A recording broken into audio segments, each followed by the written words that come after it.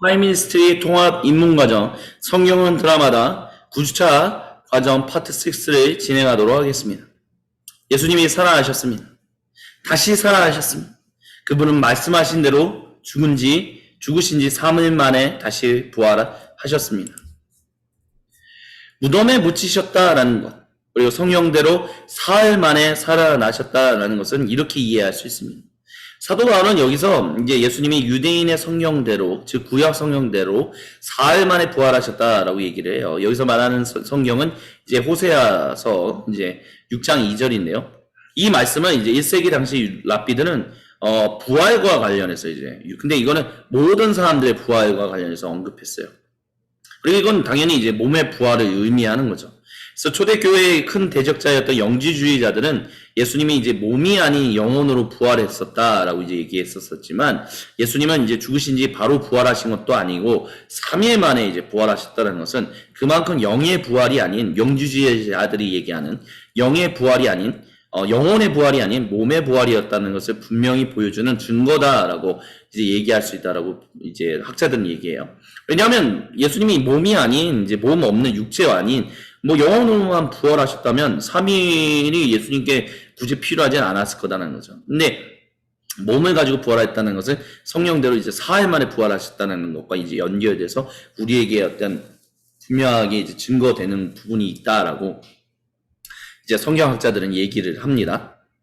또한 여성에게 먼저 부활하신 예수님이 이제 등장하셨어요. 1세기에서 이제 여성들이 증인의 역할을 할 수 없다라는 인식이 팽배했다는 것은 많이 이제 알려진, 이제 한국교회 성도님들에게도 많이 알려진 이제 사실이죠. 1세기에 이제 유대인 역사가였던 이제 요세푸스를 예로 들면, 그는 이제 여성들로부터 이제 어떤 법적 증거를 받아들이지 마라, 있는 여성들은 경솔하고 무모하기 때문이다라는 식으로 이제 비하 발언을 했었어요. 하지만 사복음서는 이제 공동적으로 부활하신 예수님을 처음 만난 이들이 여성이었다는 것을 분명하게 이제 전해주고 있죠. 그래서 사도 바울은 이제 고린도전서 15장에서 여성들을 언급하지는 않지만, 이는 이제 학자들이 봤을 때 복음을 이제 전하기 위한 목적에서, 기억해야 할 것은 사도 바울이 서신서를 쓴 이 서신서가 사실 나중에 복음서를 기록한 저자들보다 먼저 쓰여진 것이다라고 우리가 보통 얘기를 해요. 그러니까 서신서가 먼저고 이제 복음서가 그 뒤에 이제 기록된 거죠. 그래서 복음을 전하기 위한 목적에서 여성들을 등장시키는 것이 굳이 뭐 부인하는 건 아니잖아요. 여성들이 보지 못했다 이런 게 아니라 그냥 기여되는 바가 없기 때문에 일단은 그냥 먼저 내려놓고 이제 베드로부터 이제 언급하는 거다라는 거죠. 하지만 그렇다고 해서 뭐 사도 바울이 뭐 여성들이 그걸 뭐 보지 못했다 이런 식으로 보는 건 아니죠. 왜냐하면 의사 누가가 이제 사도 바울과 가장 가까이 지냈던 사람이었다는 것을 우리가 기억한다면, 의사 누가가 기록한 복음서에 분명히 여성들이 먼저 부활하신 예수님을 만났다라는 기록들이 있잖아요. 이거는 무슨 뭐 의사 누가가 뭐 사도 바울을 뭐 대적해서 이렇게 기록한 건 아니잖아요. 그러니까 그 얘기인 즉슨 뭐냐면, 사도 바울이 이제 의사 누가가 기록한 그 복음서에는 사도 바울이 알고 있는 내용들이 다 기록되어 있었다는 거죠. 그 얘기는 즉슨 사도 바울도 부활하신 예수님을 여성들이 먼저 만났다라는 것을 알아요. 다만 고린도 교회에 보내는 편지, 워낙 고린도 교회가 엉망진창의 교회였기 때문에 그들에게 이제 복음을 온전하게 변증하고 증명하기 위해서는 여성들을 언급하는 것이 크게 도움이 되지 않는다라는 거. 모든 사람들이 알지만 그 어떤 특정한 상황 가운데서는, 고린도 교인들에게 보내는 특정한 상황 가운데서는 그것이 별로 큰 의미가 되지 않는다라는 것 때문에 이제 언급하지 않았다라고 볼 수 있다는 거죠. 하지만 중요한 것은 여성들은 분명 예수님 부활 아침에 그 무덤가에 있었어요. 그렇기 때문에 왜 그러냐면 사복음서에 여성들이 몇 명 있었는지에 대해서 다 기록이 다 다르거든요.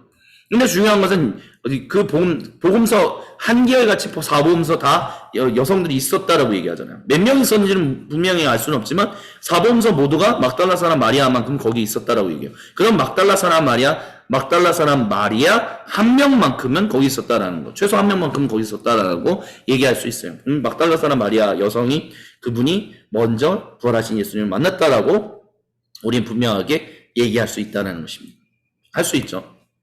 그래서 유대인들에게 있어서 이제 부활이라는 개념이 있었어요. 그러니까 부활이라는 개념이 유대인들에게 없었던 건 아니에요.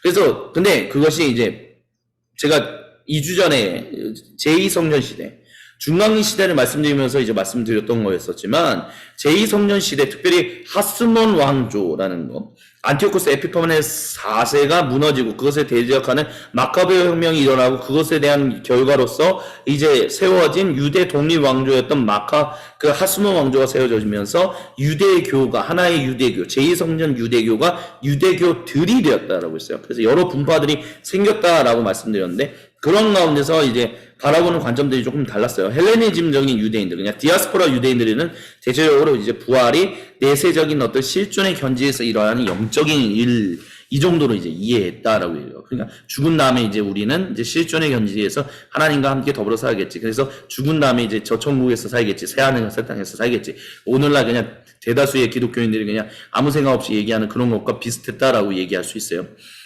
근데 이제 사두개인들은 부활과 그에 담긴 하나님 나라에 대한 소망의 열망이 가진 급진적인 정치적 의미가 있었기 때문에 왜냐하면 로마 제국이 전복된다는 것이었기 때문에 그 얘기인즉슨 로마 제국으로부터 이제 권력을 부여받은 자기들의 권력도 사라진다는 것을 의미했기 때문에 부활 그 자체를 이제 그런 의미에서 이제 부정하는 일이 있었죠. 그래서 참고로 이제 일본의 이제 헬레니즘적인 유대인들이 생각하고 있었던 그 부활에 대한 관점은 오늘날의 그냥 헬레니즘적인 영향을 받은 기독교인들이 보통 얘기하는 죽어서 저촉묵간에 예수님 믿은 다음에 이제 저 새하늘과 새 땅에서 내가 이 세상은 완전히 없어지고 새롭게 임하게 되는 새하늘과 새 땅에서 살겠네, 이런 식의 관점하고 아주 밀접하게 관련이 있다라고 말씀드릴 수 있어요. 왜냐하면 그렇게 얘기하는 오늘날의 기독교인들도 결국 헬레니즘적인 그런 관점을 가지고 유대 기독교적인 관점을 가지고 얘기하는 게 아닌 헬레니즘화된 기독교를 가지고 얘기하고 있기 때문에 그런 관점이 비슷하다라고 얘기할 수 있을 것입니다. 한마디로 말하면 잘못된 인식이다라는 거예요. 바리새인들은 부활을 창조세계 전체가 갱신되는 것의 일부로 보았어요. 그리고 이게 바로 엄밀한 의미에서는 굉장히 옳은 부활에 대한 관점이다라고 얘기할 수 있어요. 이게 유대교적인 고대 이스라엘로부터 유대로부터 내려오는 진정한 부활의 의미다는 거. 그리고 예수님이 차용한 하지만 새롭게 재갱신한 부활의 의미다라는 거예요. 그래서 대체적으로 유대인들에게 부활은 각 개인들이 새 몸을 입는 것에 초점을 맞추고 있지만 그것은 또한 언약의 하나님이 이스라엘을 회복하신다는 원래의 의미도 이제 갖고 있었어요. 그래서 부활은 각 개인들이 새 몸을 입는다는 건 헬레니즘 과정인 거죠. 그래서 하지만 이스라엘을 회복한다는 이제 고대 이스라엘 유대교적인 어떤 관점, 유대 관점도 이제 가지고 있었다라고 얘기를 하는 거예요. 그래서 부활은 죽은 사람이 새 생명을 얻는 것에 대한 어떤 경건한 소망 정도가 아니었어요. 포로 생활에서 기환하는 것과 관련된 모든 것이 이 단어에 담겨 있었습니다. 여기서 고대 이스라엘 유대교적인 것과 헬레니즘적인 그리스적인 것에 어떤 차이점이 있다는 것을 우리가 좀 분명하게 구별할 수 있었으면 참 좋겠습니다. 그래서 포로 생활과 교환하는 것과 관련해서 이제 그것은 죄사함, 이스라엘이 언약의 하나님께 속하는 진정한 인류로 다시 세워지는 것, 그리고 창조세계 전체의 갱신된 이렇듯 부활을 믿은 유대인들은 전 창조 질서의 갱신에 대한 더 큰 믿음의 일부로 부활이 있음을 실제적으로 믿었다라고 앤드류 화이트 교수님은 신약 성경과 하나님의 백성이라는 책에서 우리에게 이야기해주고 있습니다. 그렇지만 이제 예수님의 부활이라는 것은 이제 새 시대의 서막이라는 거예요. 그래서 성경 드라마다의 두 저자는 초대교회는 예수님의 부활을 복음으로, 즉 우주적인 결과를 수반한 사건으로 하나님의 창조세계를 새롭게 하는, 그러니까 유대교적인 측면이 있는 거죠. 고대 이스라엘부터 유대교적인 측면에서 포로 생활로부터 회복되고 온 창조세계가 새롭게 되는 일의 시작으로 예수님의 부활을 봤다라는 거예요. 그리고 그게 복음이었다라고 얘기하는 거예요. 그렇다면 이런 측면에서는 헬레니즘화적인 부분은 한 부분에 포함되는 거지, 그 헬레니즘적인, 그래서 내가 새 몸을 입고 새로운 존재로 태어나서 영원토록 살아간다는 식으로 얘기하는 구원은 예수님을 통해 부활을 통해서 초대교회가 전한 고대 이스라엘로부터 유대교로부터 나와서 예수님으로 말미암아 재갱신된 그 복음하고는 생각보다 연결되는 부분이 없다는 것을 우리는 반드시 고백할 수 있어야 돼요. 그래서 1세기 유대인들은 부활이 세상 마지막 날, 즉 원수를 갚으시고 보복하시고 우리를 회복하시는 날, 하나님의 나라를 우리의 억울함을 풀어주시는 그 종말의 날에 모든 사람들에게 일어날 것이다 라고 믿었지만 예수님은 오직 홀로 부활하셨다는 거예요. 이것 자체가 유대인들은 믿을 수가 없는 거였어요. 왜? 유대인들은 그 예수님 하나님이 부활이 일어나는 것은 하나님이 우리에게 임하시는 거고 그 부활은 모든 사람들에게 다 통용되는 거지 한 사람만 대표자로 부활한다는 개념은 없었거든요. 근데 중요한 것은 예수님이 홀로 부활하셨고 초대교회는 그 홀로 부활하신 예수님을 만났다는 거예요. 그런 경험 가운데서 유대인들이 유대인 배경 출신의 그리스도인들이 주축되었던 초대교회는 그들이 가지고 있었던 원래의 부활에 대한 인식을 예수님을 인하여 재정의했는데, 그게 뭐냐면 이것이 바로 주님이 최종적으로 오시는 날이 아직 오지 않았다는 것을 이제 알았다는 거예요. 최종적으로 오시는, 그러니까 유대교 쪽으로 생각했던 세상 마지막 날은 아직 임한 게 아니고구나. 메시아가 오셨지만, 그래서 우리가 인식하는 메시아가 오시면 바로 최종적인 날이 온다라고 했는데, 그게 아니었구나라는 것을 깨달았다는 거예요. 그래서 이제 완전하신 이스라엘이신 예수님 안에서 이제 모든 하나님 백성이 새로운 존재가 될 그날을 이제 기다리게 된다는, 그래서 파루시아를 기다리게 된다는 거죠. 주님이 모든 개선 행진을 마치시고 보좌에 앉으시는 그날에 모든 이들이 예수님처럼 완전히 변화된 몸을 입게 될 것을 이제 선언했다라고 성경 드라마다의 두 저자는 우리에게 얘기해주고, 이게 우리가 새롭게 재구성해야 하는, 새롭게 바라봐야 하는 부활의 관점이다라고 말씀드리고 싶습니다. 그래서 부활의 증인들은 우리가 이제 성경에 여러 가지 기록이 되어 있지만, 특별히 성경 외의 기록들, 이제 초대교회로부터 이제 기록되어 있던 몇몇의 사람들을 우리를 통해서 좀 살펴보고자 해요. 먼저 사도적 교부였던 클레멘스, 이제 로마 교회의 이제 네 번째 교황이었다라고 얘기하는 클레멘스는 그의 고린도 교회에 보내는 서신서 이제 첫 번째 편지 50장 3절에서 이런 얘기를 해요. 하나님의 은혜로 말미암아 사랑 안에서 완전케 된 사람들은 경건한 자들 가운데 거하고 있다가 메시아의 나라가 임할 때 분명하게 나타날 것입니다. 기록된 바와 같이 나의 분노와 진노가 사라질 때까지 아주 잠깐 동안 너희의 방들로 들어가라. 내가 선한 날에 너희를 기억하고 무덤에서 너희를 일으키리라. 우리가 다 부활하게 될 것이라는 것을 믿고 있었다는 거죠. 로마 교회 4대 교황이었던 클레멘스 같은 경우는요, 사도적 교부. 또한 이제 중요한 이제 교부 중에 한 명인 사도적 교부죠. 안디옥의 이그나티우스는 이제 로마로 이제 순교하러 가는 그 길 가운데서 서머나에 보내는 편지에서 이런 얘기를 해요. 저는 부활 후에 예수님이 육체 안에 있었다는 것을 알고 또한 믿습니다. 예수님은 베드로를 비롯한 사람들에게 다가와서 그들에게 나를 잡고 만지며 보라. 나는 몸이 없는 유령이 아니다 라고 말씀하셨습니다. 즉시 그들은, 즉 제자들은 예수님을 만졌고 그분의 몸과 그분의 영이 함께 결합되어 있다라는 것을 믿었습니다. 이런 이유로 그들은 죽음조차도, 육체의 몸의 죽음이 이 죽음조차도 경멸하였고 죽음을 초월하게 되었습니다. 예수님은 비록 영적으로는 아버지 하나님과 연합되어 있었지만 육체적인 존재로 제자들과 함께 먹고 마셨다라고 몸의 부활을 믿었고 우리도 부활하게 될 것이다라는 것을, 그렇기 때문에 죽음이라는 것을 경멸하게 됐다라고 이제 얘기하고 있어요. 또한 헤르마스의 목자라고 얘기하는 초대교회 2세기경에 기록되었을 것이다라고 보는 이 책에는 이런 얘기가 있어요. 여러분이 장차 육체나 영을 더럽히지 않는다면 이전의 무지들, 여기서 말하는 이전의 무지들이라는 건 옛세기에 속했던 그런 무지들을 얘기하는 거죠. 치유하시는 것은 오직 하나님의 권능 안에서입니다. 왜냐하면 오직 예수님만이 진정한 권세를 가지고 계시기 때문입니다. 육체와 영은 서로 교통하는 관계에 있기 때문에 어느 한쪽 없이 다른 쪽을 더럽히는 것은 불가능합니다. 그러니까 우리의 영혼이 더럽히는 것은 우리의 몸을 통해서 더러워질 수 있고, 우리의 영혼이 타락하는 것은 우리의 몸이 또한 타락하는 것과 연결되는 것이다, 이렇게 얘기를 하는 거죠. 그렇기 때문에 우리의 영혼과 육체, 몸 모두를 다 순전하게 보존해야 한다라고 이제 헤르마스의 목자는 우리에게 얘기해요. 그리하면 여러분이 하나님께 대하여 온전하게 살게 될 것이다라고 얘기하고 있는 거죠. 참고로 헤르마스의 목자는 처음에 사도 바울이 이제 디모데전서, 후서, 디도서에 기록된 그 목회 서신 다음에 우리가 보통 목회 서신으로 읽을 수 있는 어떤 그런 책으로 이제 교회는 그렇게 고백하고 있습니다. 막간 교회 상식 이런 것이다라고 말씀드릴 수 있을 것 같아요.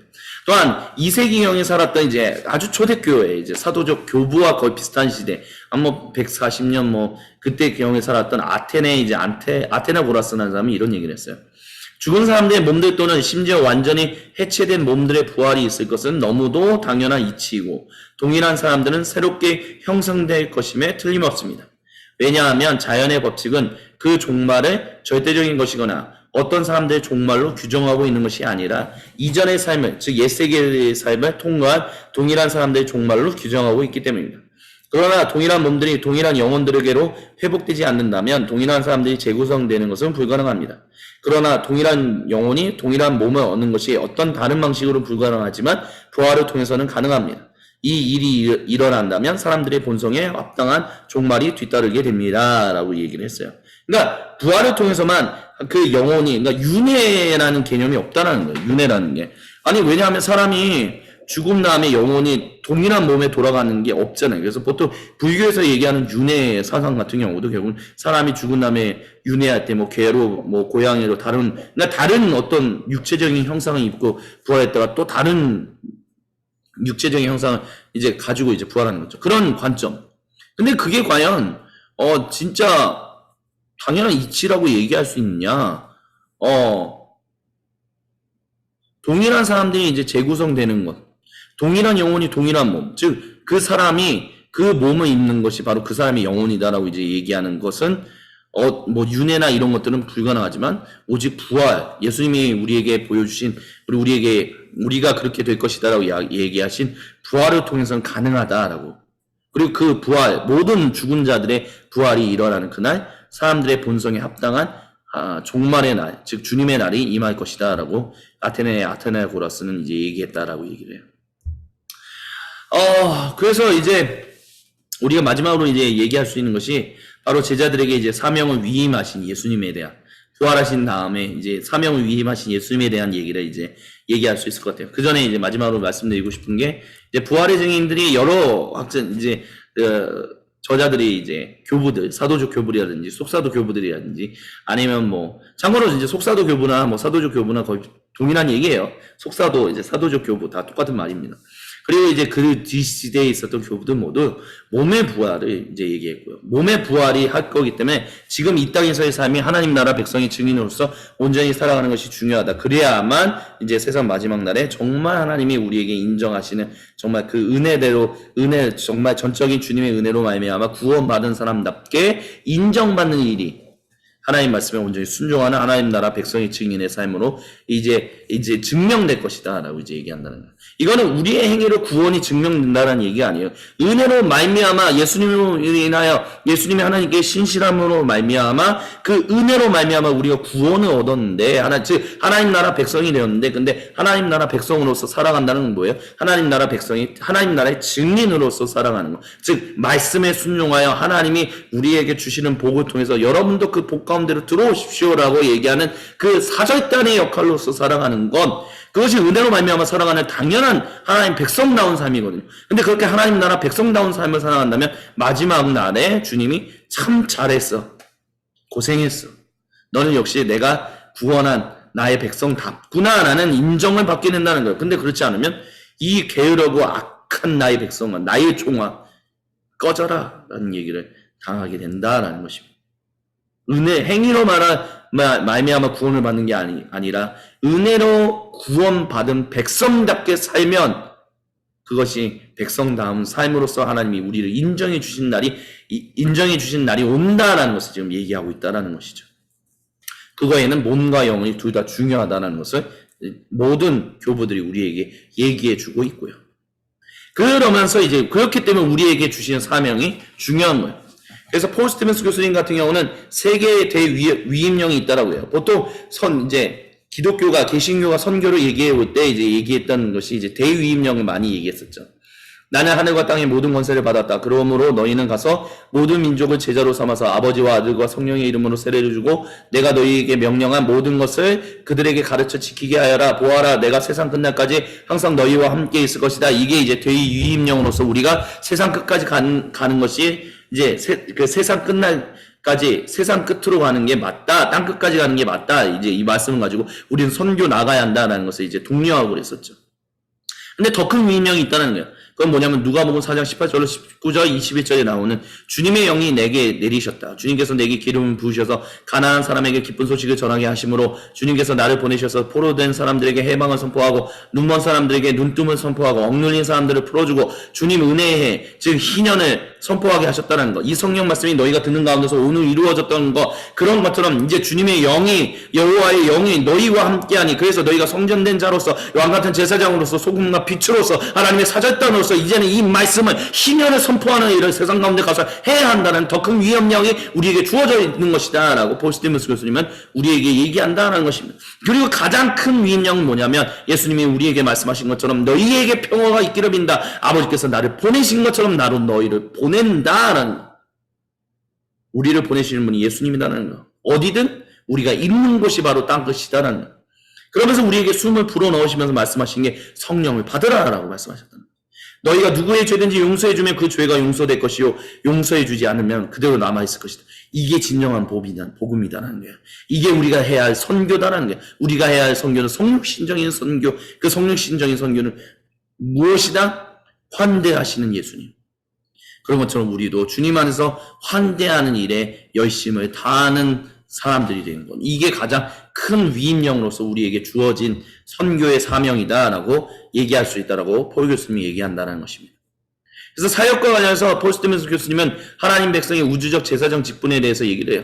우리는 모두 다 사역하는 사람들입니다. 단순히 목회자들만 사역하는 사람들이 아니에요. 하나님의 백성 모든 성도는 목사도 성도예요. 성도는 무슨 교회의 어떤 직분으로 올라가기 위한 가장 낮은 단계를 얘기하는 게 아니라 모든 직분자들은 다 하나님의 성도 안에 포함되어 있는 것입니다. 목사님이든 장로님이든 권사님이든 집사님이든 어떤 사람이든 청년회장이든 아니면 어떤 남전도회 회장이든 그들은 다 사역자 직분자일 뿐이지 모두 다 하나님 앞에서는 다 성도다라는 것을 잊지 말아야 합니다.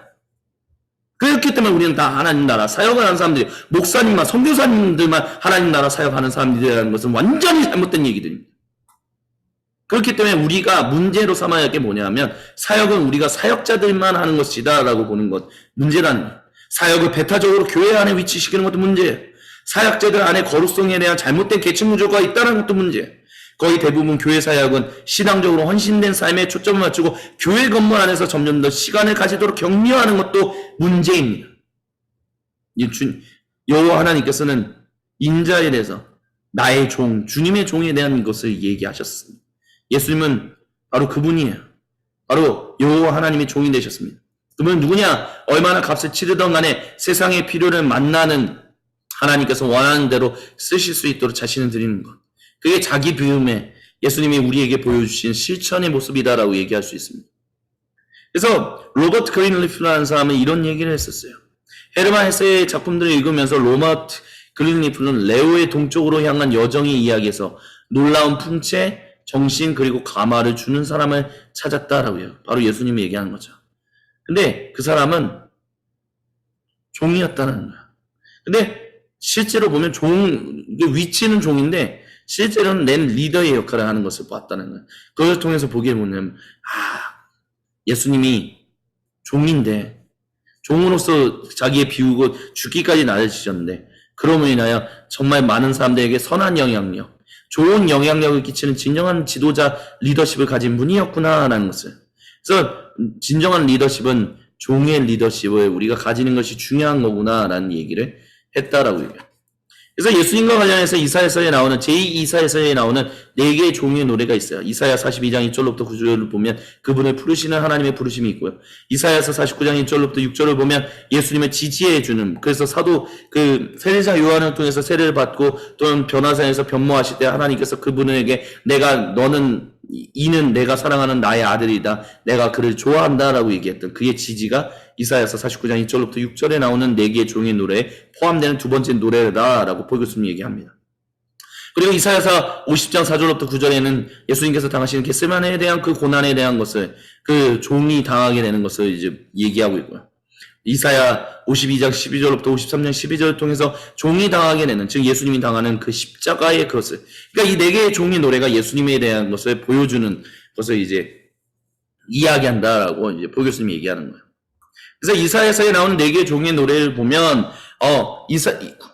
구약 성경 안에 국가로서 이제 세워진, 그러니까 왕조가 다스리는 북이스라엘 왕국, 남유다 왕조가 다스리는 국가로서의 이스라엘이 있었죠. 통합 이스라엘 왕국이 있었고요. 하지만 그 근간에는 사실 영적인 이스라엘이다라고 얘기하는 그 영적인 이스라엘이 있었죠. 그 영적인 이스라엘은 뭐예요? 그 이전 시대에 이제 물론 이제 국가로서의 이스라엘의 어떤 그런 제도적인 측면들도 있지만 그 모든 왕들이 다스리는 어떤 제도적인 측면, 뭐 어떤 사회 조직적인 측면 이런 모든 것들은 하나님이 그 안에 그들과 함께 하신다는 그죠. 솔로몬 성전 좀 그 이전에는 장막 성전 가운데 계셨던 여호와의 영, 하나님의 영이 그곳에 있었기 때문에 그 국가로서의 이스라엘을 이제 그거를 이제 구성해주는 그 근간에는 바로 영적 이스라엘, 즉 하나님과 함께 하시는 이스라엘이라는 모습이 있는 거죠. 근데 그 안에는 사실 더 분명한 게 있는데 그건 뭐냐면 이상적인 이스라엘의 모습이 있어요. 이상적인 이스라엘의 모습은 뭐냐면 정말 하나님의 백성답게 살아가야 하는 모습이 무엇인가,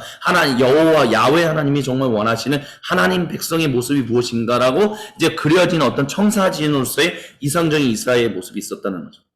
그래서 이 이상적인 이스라엘의 모습을 위해서 영적인 이스라엘, 하나님이 그들과 함께 하시고 그래서 그들이 국가로서의 이스라엘을 형성했지만 결국에는 그 모든 것들이 실패했잖아요. 영적인 이스라엘, 하나님과의 예배에도 실패함으로 인하여 이상적인 이스라엘로 가지도 못하고 국가로서의 이스라엘의 역할도 완전히 결국 무너져버리는 일들이 있었는데 그 모든 것들을 한 사람이, 즉 그리스도 예수님 메시아 종이 이제 회복하셨다는 거예요. 그래서 국가로서의 이스라엘, 진정한 이상적인 이스라엘, 진정한 어떤 하나님과의 관계를 맺고 있는 영적인 이스라엘, 그래서 그 일로서 인하여 어떤 제도적인 모습으로서의 이스라엘이 회복될 수 있게 예수님이 행하셨는데 그게 누구냐? 바로 예수님의 교회다라는 거예요. 교회는 어떤 존재다? 즉 정말 하나님의 성령이 임하심으로 말미암아 그 이상적인 이스라엘 그 한 분으로 인하여 그분께 감동되어서 이제 영적인 하나님의 영이 임하시는 이스라엘로서 이제 조직이 세워지고 어떤 제도가 생겨지는, 생명을 살리는 어떤 규칙으로 인하여 제도와 어떤 그런 것들이 세워지는 그런 진짜 어떤 국가로서의 이스라엘과 같은 모습을 가진 것이 바로 그리스도 예수님의 교회다라는 거죠. 그래서 하나님의 온 백성은 사역자들이며 모든 멤버는 사역자들이다라는 것을 우리는 얘기할 수 있다라고 보고 예수님이 얘기합니다. 그래서 주님의 종이 된다라는 것은 예수님이 가셨던 그 길을 따라가는 건데 그건 뭐냐라고 했을 때 주님으로부터, 즉 여호와 야훼 하나님으로부터 입증되고 확증된다는 거.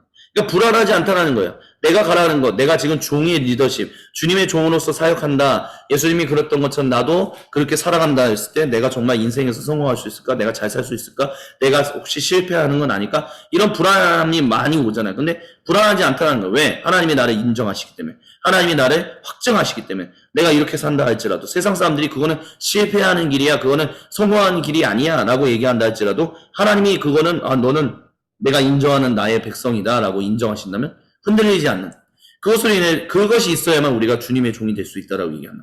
그렇기 때문에 그거는 그렇게 된 사람은 공적인 어떤 호평, 너는 정말 잘 살고 있어라는 다른 사람들의 얘기를 중요하게 여기지 않는다는 거예요. 왜? 하나님이 인정하시고 하나님이 확정하시는데 어떤 공적인 호평, 특별히 하나님 믿지 않는 사람들이 주는 그런 호평을, 공적인 호평을 추진하지 않는다는 거죠. 그리고 또한 약하고 깨지기 쉬운 이들에 대한 깊은 존중을 가진 게 바로 예수님의 모습이고 바로 주님의 종들의 모습이어야 한다라고 이제 우리는 이사야서 42장 1절부터 9절을 통해서 볼 수 있다라고 얘기해요. 또한 정의를 가져오고 옳은 것을 만드는 일에 대한 열정과 자유를 가져오는 여러 가지 모습들이 있다라고 얘기를 합니다. 그래서 20세기의 기독교 영성가로서 많은 족적을 남긴, 특별히 대한민국 기독교 가운데 남긴 헨리 나우에는 이렇게 얘기했습니다. 무엇이 외견상으로 정말 거부할 수 없는 힘의 유혹입니까? 그것은 힘이 사랑이 어려운 사랑으로 이걸 할 수 있을까라고 생각하게 만드는 그 과업을 쉽게 해준다라고 대체하는 것이다는. 근데 만약에 우리가 힘으로써 뭔가를 성취하겠다라고 한다는 것은 뭐냐? 하나님을 사랑하는 것보다 하나님이 되는 것을 선택하는 것이고, 사람들을 사랑하는 것보다 컨트롤하는 것을 선택하는 것이고, 생명을 사랑하는 것보다 자기 생명으로 삼는 것을 선택하는 것이다라고 얘기해요. 근데 이럴 때 친밀한 인격적인 관계는 굉장히 큰 위협을 받게 된다라고 얘기를 합니다. 그래서 건강하고 친밀감 있는 관계를 어떻게 개발해야 하는지 모르는 이들은 대신 힘과 그냥 강제로 조정하는 것을 선택해와요. 근데 많은 기독교 제국 건설자들이 이런 일들을 이제 해왔다라고 이제 얘기를 해요. 그래서 그리스도 예수님은 순환받는 종으로서 또한 메시아 왕이 되신 분입니다. 사역으로서의 부르심은 이런 살아계신 하나님과 함께하는 사역자로서의 부르심이지 살아계신 하나님을 위한 부르심은 아니에요. 특별히 이제 막 오늘날에도 뭐 대한민국이든 어느 나라든 간에 뭐 주님을 위해서 우리가 열정을 바치고 살아야 합니다. 그래서 하나님의 말씀을 막 흔들리게 하는 막 그런 것들을 막 조장하는 사람들, 그런 세력들은 뭐 적폐 세력이고 물리쳐야 합니다. 어떻게든 싸워서 그들을 찍어 누르고 이겨 승리해야 합니다라고 얘기하는 사람. 그게 다 for the glory of God이라고 얘기하죠. 근데 그런 사람들은 살아계신 하나님을 위한 사람들인데 그건 하나님이 주시는 부르심이 아니다는. 왜? 넌 나와 함께 가자는 거지. 나를 위해서 그렇게 할 필요 없어. 나는 내가 알아서 잘하고 있어. 너는 나의 일에 참여하면 돼. 오늘 나의 일에. 네가. 근데 그거를 깨닫지 못하는 사람들은 스스로 굉장히 강팍해지고요. 스스로 굉장히 난폭해지고요. 스스로 막 적을 만들고 분리주의자들이 되고 그렇게 됩니다. 그리고 다른 사람들 찍어 누르고 이겨 반드시 무너뜨려야 하는 적대 세력 이런 용어를 사용한다는 거예요. 그거는 살아계신 하나님과 함께하는 사역자들이 아니에요. 잊지 말아야 합니다. 그거는 진정한 하나님의 사역자들이 아닙니다. 그래서 하나님 백성의 우주적인 사역적 형태에 대해서 예언자적인 모습, 제사장적인 모습, 왕들의 모습. 그래서 보통 왕 같은 제사장이라는 용어를 많이 쓰죠.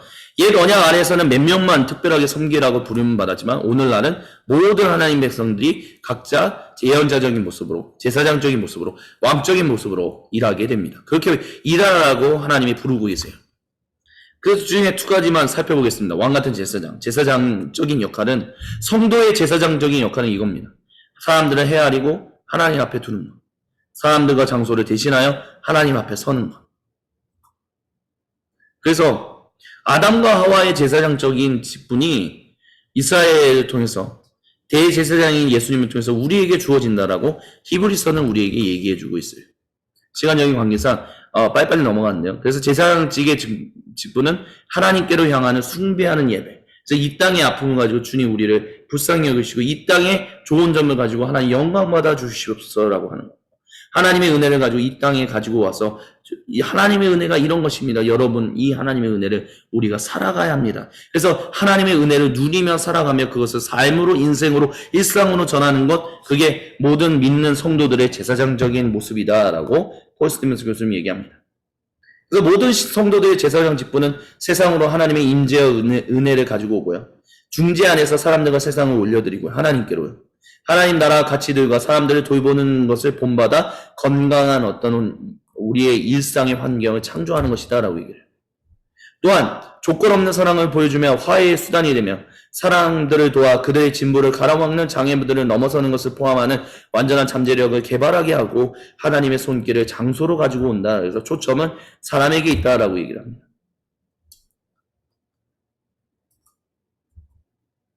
또한 모든 신도의 왕적인 지위는 하나님 아래에서 공동으로 섭정하는 것. 그래서 조정하고 조직하고 리더십을 주고, 그래서 하나님과 함께 살아가는 게 무엇입니까? 말씀은 가르쳐주고 정의와 공평함을 가져오고, 그래서 초점이 진보에 있다라고 폴 스티븐스 교수님은 그렇게 이야기를 해요. 지금 마지막에 나눴던 이 PPT는 저희가 이제 일의 신학이라는 이제 코퍼스 연구소에서 다루는, 거기서 이제 좀 더 자세하게 다루게 됩니다. 소명일 그리고 사역이라는 부분에서 좀 더 자세하게 다루는데요. 그런 것처럼 예수님이 우리에게 죽으시고 부활하심으로 말미암아 우리가 하나님 나라 백성이 되었다라는 것. 그래서 우리는 다 같은 왕이요, 다 같은 제사장이요, 다 같은 예언자적으로, 그래서 하나님의 이 거룩하신 일들을 하나님과 함께 하는 것이다. 그게 예수님이 우리에게 주신 위임령이다라고 성경학자들은, 그리고 많은 학자들은 우리에게 그렇게 얘기를 해주고 있습니다. 오늘 9주차 이 과정을 통해서 여러분에게 어떤 은혜가 삼위 하나님께서 주셨는지 잘 모르겠습니다. 하지만 하나님께서 분명히 어떤 은혜를 주셨을 것이다라고 믿습니다. 우리가 성경을 온전히 알므로 인하여 결국 파이민스티가 이와 같은 통화 입문 과정을 통해서 이제 얘기하고자 하는 것은, 그렇기 때문에 우리의 일상적인 환경, 우리의 영성적인 제자도적인 측면, 우리의 아름다움, 어떤 미적인 측면, 이 모든 것들이 이 성경 안에 이렇게 뿌리 내려 이 뿌리 안에서 자라나는 것이다라는 것을 이제 말씀드리는 게 지금 저희가 하고 있는 통화 입문 과정에 성경을 전체적으로 다 다루는 거예요. 그러고 인하여 이제 이 과정을 공부하신 분이 각자 공부하고 싶은 분야에서 코퍼스 연구소, 푸뉴마티코스 연구소 또는 포이에오 연구소에서 이 일들을 이제 더 심도 있게 공부하고 그것을 통해서 이제 각자의 있는 위치에서 하나님이 맡기신 거룩한 일들을 이제 순종하며 하나님과 함께하는 사역자가 되는 것이다라고 이제 얘기할 수 있을 것 같습니다. 그래서 지금 이 시간까지 이제 9주차까지 같이 참여해 주시고 이 강의를 들어주셔서 정말 진심으로 감사드립니다. 이제 남은 3주차를 통해서 교회의 일들이 어떻게 펼쳐졌고 우리가 이제 마지막 날에 어떠한 일들이 있을 것이며 그날이 그날이 올 때까지 오고 있는데 그때까지 우리는 어떻게 살아가야 할 것인가에 대해서 짤막하게 같이 살펴보도록 하겠습니다. 지금까지 9차 강의 동영상을 시청해 주신 모든 분들께 감사를 드립니다. 10주차에서 뵙도록 하겠습니다. 안녕히 계십시오.